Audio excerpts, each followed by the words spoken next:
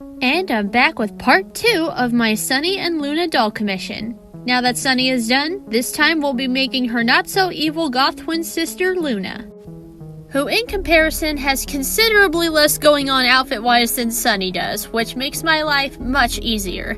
And it's easier on my iPhone storage as well for filming this. But anyway, let's get started.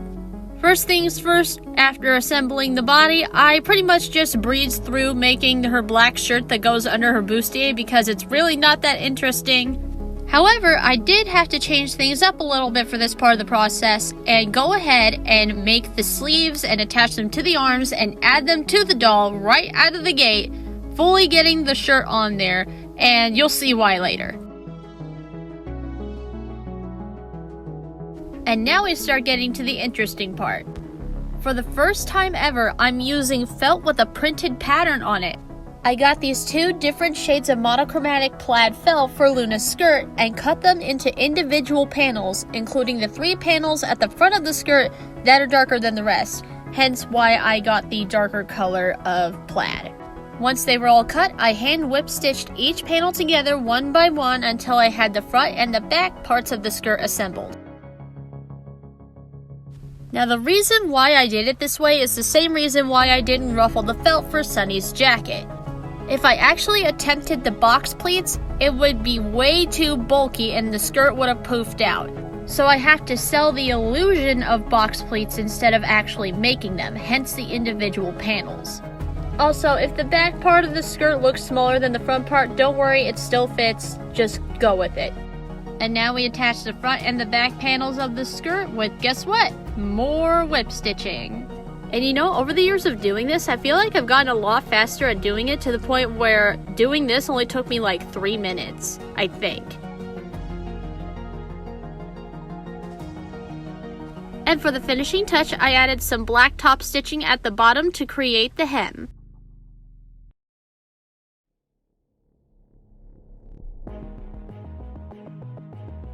And here's the skirt all done, and I could not be happier with how it turned out. It just looks absolutely perfect. Oh my god.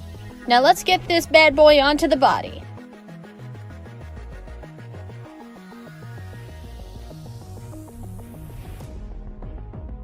And now that we have the skirt attached, it's time to move on to her iconic metallic silver bustier. And if you've been watching me long enough, you already know what that means. Oh yeah. It's time to bust out my beloved metallic silver felt. I love making stuff out of it, but it is a witch and a half to film me making said things because it is so reflective. But the show must go on. So after cutting out my pattern pieces, I started stitching on the style lines with metallic silver sewing thread. And I want to apologize in advance for the wonky footage because at this point the felt and the lighting were really messing with my eyes at the time I was recording this, so getting this part on camera was a bit of a struggle.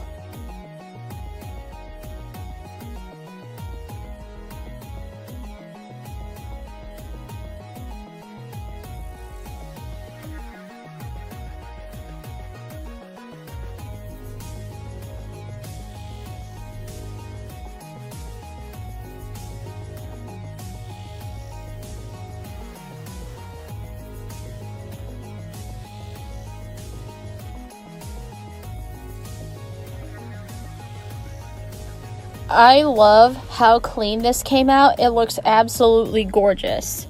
And even though the camera doesn't really do it justice, I hope you guys can still see it, because every time I film this felt, it's a struggle with my lighting. Every time.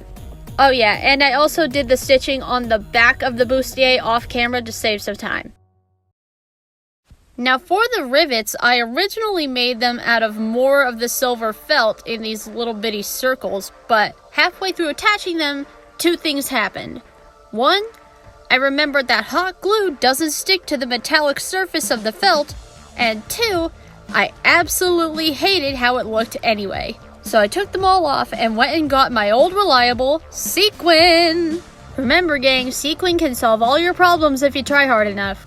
And I know Shadow High has the whole anti-sparkle thing going on, but this is what I had on hand, so we're going with it. Also, for a school that has an anti-sparkle brand, they sure wear a lot of sparkly jewelry. Like, Onyx was wearing straight up gemstones for earrings.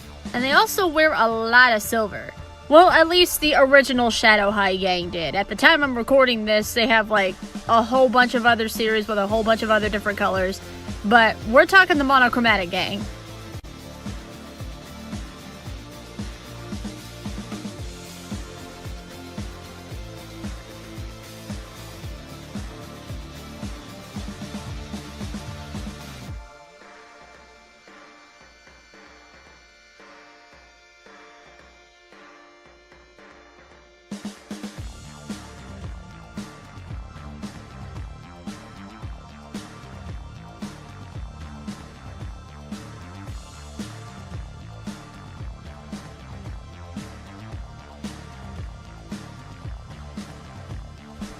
There, would you look at that? So much better than my original idea. Ugh, love it.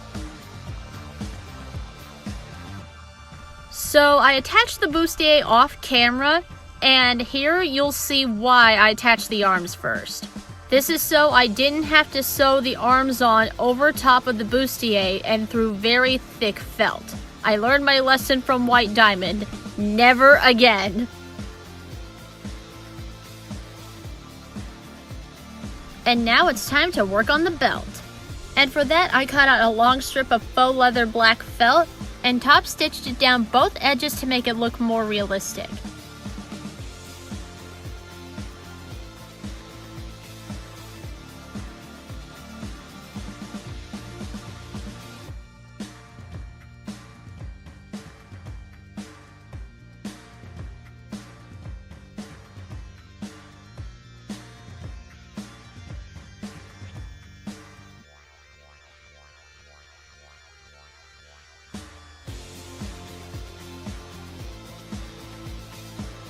Then I painstakingly cut the belt buckle out of more silver felt and hand sewed it on with more silver thread. I say painstakingly because cutting out negative space in thicker felt is a lot harder than you think it would be.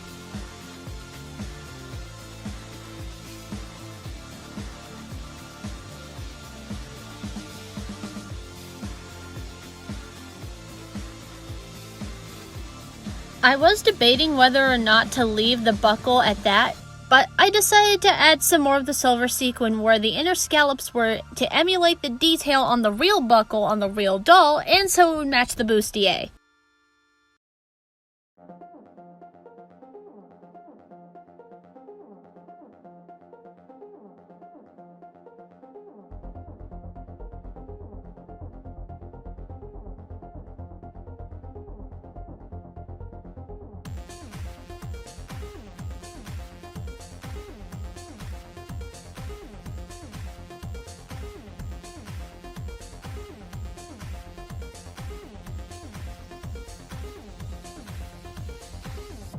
Now let's get the belt attached. Now it's really coming together, or at least I think so.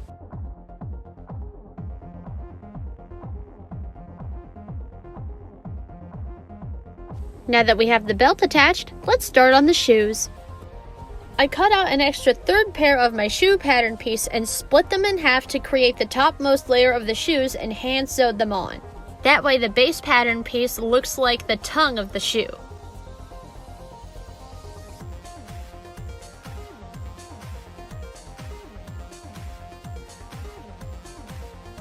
Next came the silver toes, which are made of, you guessed it, more silver felt, which I sewed on not just at the top edge, but all the way around to really tack it down and keep it secure while I'm whip stitching it together.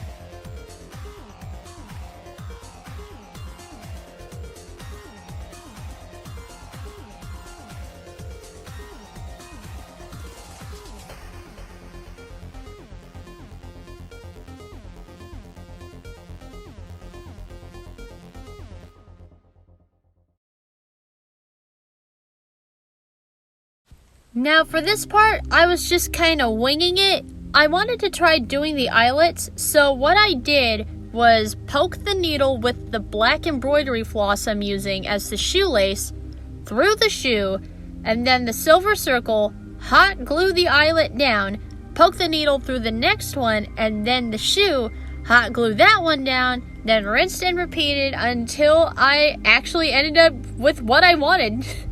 I'm actually very surprised that this worked, but I'm definitely not complaining. I would have done silver sequin to probably make it easier on myself, but I didn't have sequin that had a big enough hole in the center to fit my embroidery needle through and the embroidery floss, so little silver circles it is.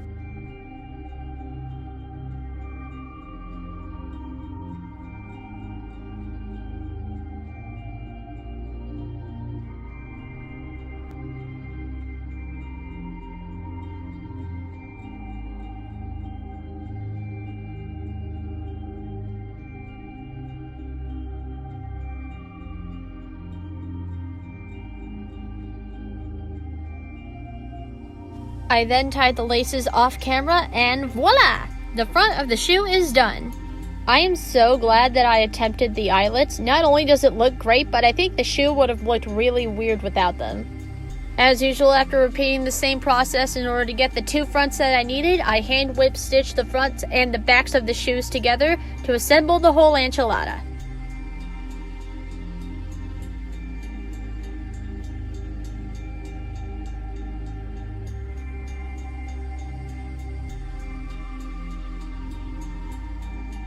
And here we have the perfect little shoes. Oh my goodness, they came out so cute! And now that they're done, let's secure them to the legs. I'd say feet, but my dolls technically don't have feet. It's just all leg. Finally, let's work on the hair. For the main part of it, I cut out a giant panel of gray felt with a very straight bottom edge, and you'll see why later. But for now, here is some footage of me attempting to film the process of attaching the hair, which went okay at first, but both getting a good angle for you to see what I'm doing and me being able to see what I'm doing ended in failure, so I did the rest off camera. So, sorry for the spotty footage, this is the best I could do. But for what I did do, I think I did pretty good. And in case you were wondering, I attached it on there with a manicure.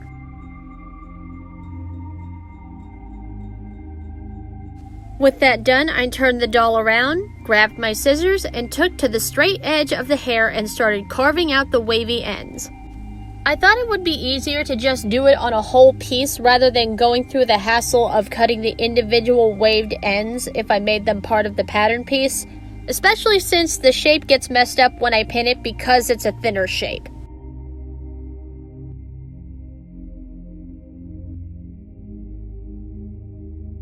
Time for the space buns!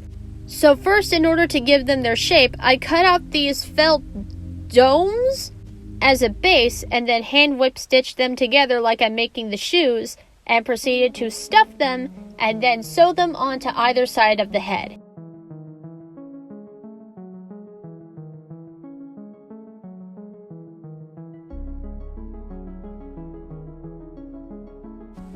For the braids, I used this gray yarn and started with cutting 6 strands, 3 for each of the first layer of braids.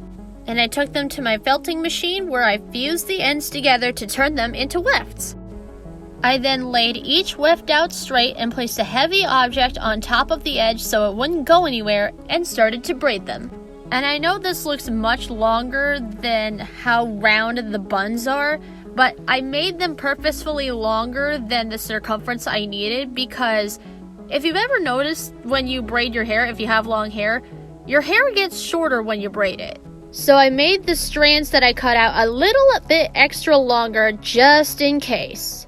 Did I have to cut off the excess at the end? Yes, but it's better to be safe than sorry.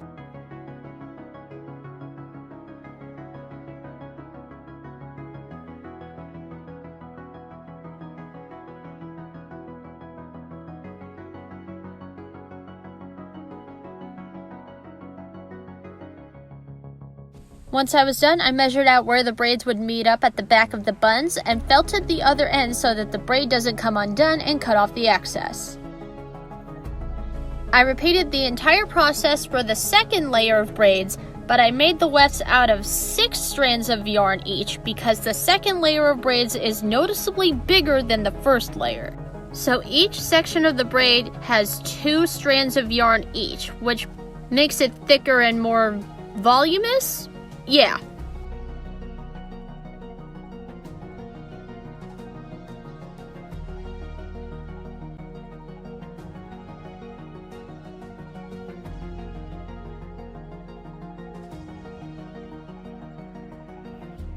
And now, with all 4 braids assembled, we can finally attach them to the buns. Starting with the smaller braids first, I pinned down the edge of the weft flat to the back of one of the buns and began sewing it down. We want these bad boys on there extra sucker. I mean, we do not want these suckers to budge.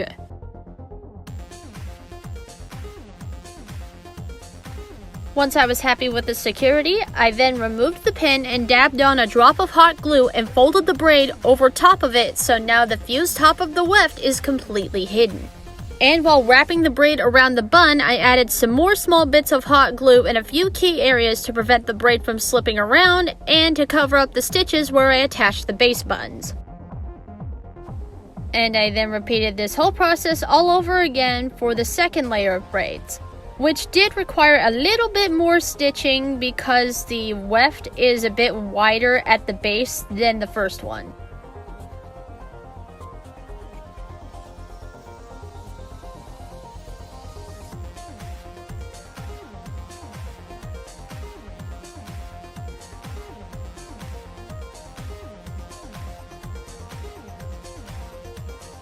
And now that both space buns are done, the doll is complete and it is finally time for the final reveal.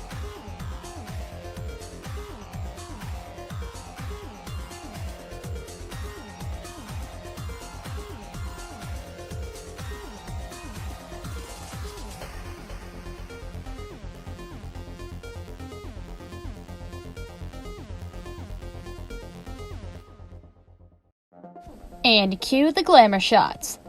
You know, I gotta hand it to Luna's original doll designer because I really love how it's all monochromatic and then there's just these beautiful lavender eyes popping out at you for just a hint of color. Single hint of color, and it just, mwah, love it. I love how the whole doll came out, but if I had to pick a favorite part, it has to be a tie between the bustier and the skirt. I hope you guys enjoyed her making of just as much as I did. And with that, I will see you guys later. Peace.